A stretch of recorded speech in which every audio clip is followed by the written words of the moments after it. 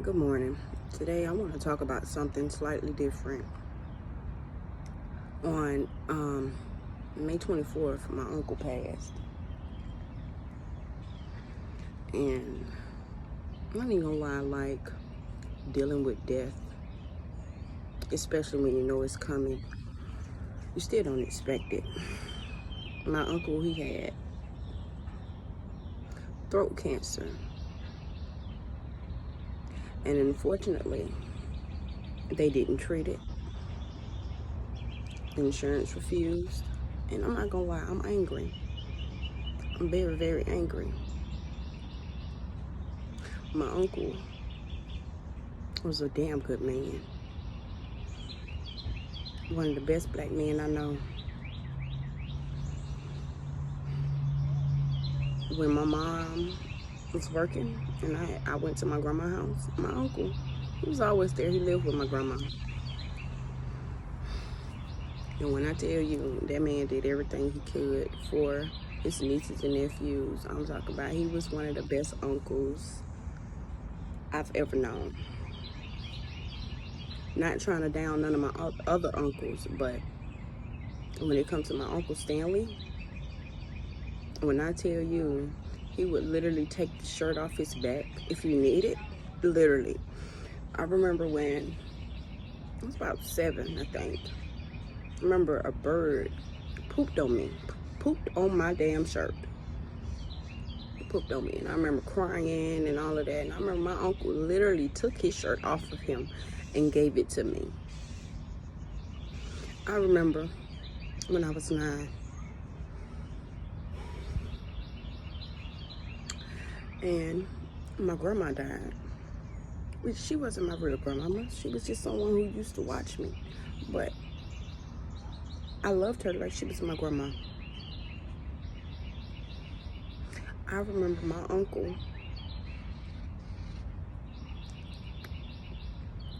telling me and saying to the creator, you know you wrong for this, take me instead. He also told my mama that when she lost her baby. This was before I was born. I didn't know anything about this until this morning. You know, some uncles and some family members, you know, you have some of them that literally are irreplaceable. And my Uncle Stanley was one. I remember this years ago, early 2000s, and we was cutting my sister grass and we found a snake.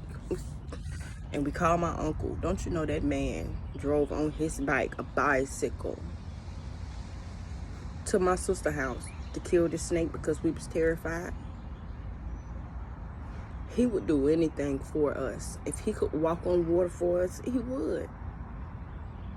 My uncle taught us how to ride a bike, all type of stuff. My uncle, when he would take us to the park, he wasn't one of the ones who, you know, would just be there and just, he actually played with us. My uncle taught me how to climb a tree. He taught me how to pogo. He taught me how to walk on stilts. He taught me a lot. And when it comes to his nieces and nephews, he may not have had any kids of his own. But believe me, he loved all of us like we were his kids.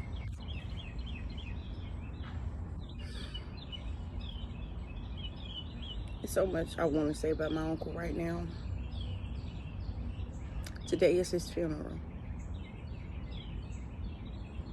And I can't go. I can't. Yesterday, I went to go view his body. And I'm not even gonna lie,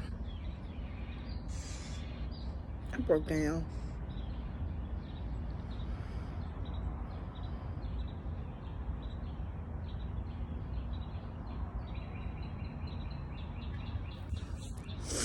See, this is the importance of having damn good black men in your life. It makes such a difference.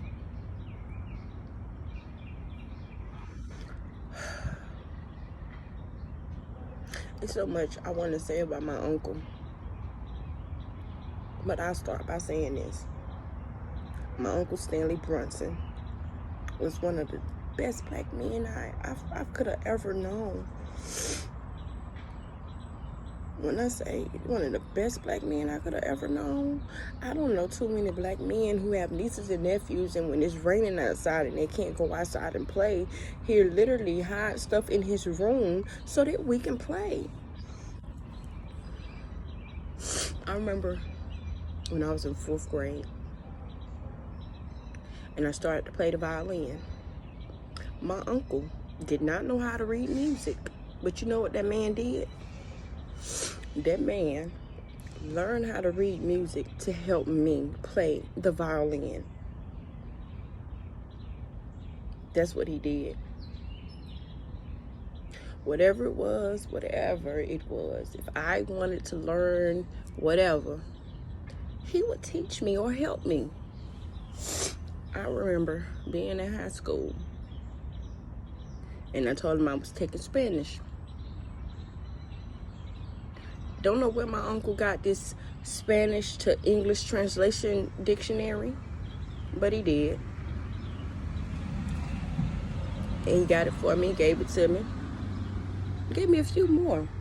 Gave me a German to English dictionary, whatever I needed. Like, when I tell you, my uncle, I remember I got married, I moved away, decided to come back home.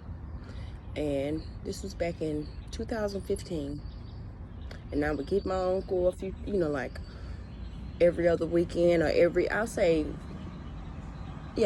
weekend or something like that. Because I know I would get him, my auntie Robbie would get him, and then my uncle or my auntie Vicky would get him too on the weekends to spend the day with him. And I remember me picking him up, and he didn't care about me. Like, not saying he don't care about me, but the first person he wanted to see was his niece, my baby. And when I would spend time with him, literally the whole time we're together, he'll be caring for my baby, his niece.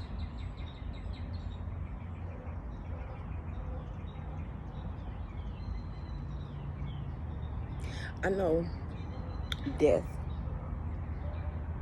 itself isn't the end. I do know that. Me personally, I look at death as something totally different. You just ascended. And I do know just the shell of the body died, not the soul. I know that he's now an ancestor. But it still don't change the fact that I'm hurting. And that I'll never be able to call him and see what he's doing.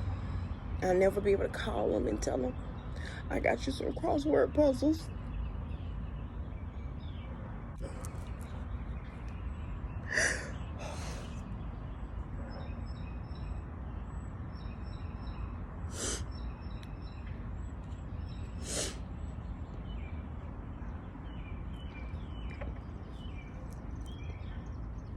What I'm trying to say is, if you have family members, which I know all of us do, that you really, really, really, really love on them as much as you can. And don't let them go. Tell them you love them every chance you get. Because you don't know when they'll die. You don't know when they will leave. Make as many memories as you possibly can. Spend time with each other. Don't argue with each other. Love on each other. Make as many memories as you can.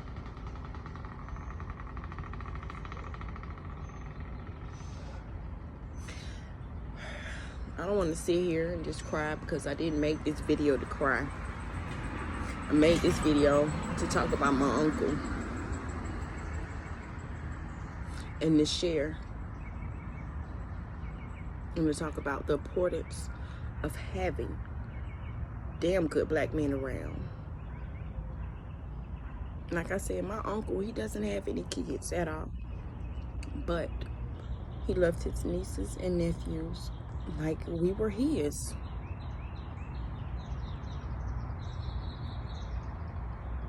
Love on your family, because you don't know how long they're going to be around.